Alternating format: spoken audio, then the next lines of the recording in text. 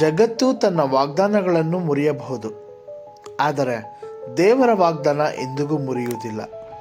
ಅಬ್ರಹಾಮನು ವರ್ಷಗಳ ಕಾಲ ಸಂತಾನಕ್ಕಾಗಿ ಕಾಯುತ್ತಿದ್ದರೂ ದೇವರು ಆತನೊಂದಿಗೆ ಮಾಡಿದ ವಾಗ್ದಾನ ನೆರವೇರಿತು.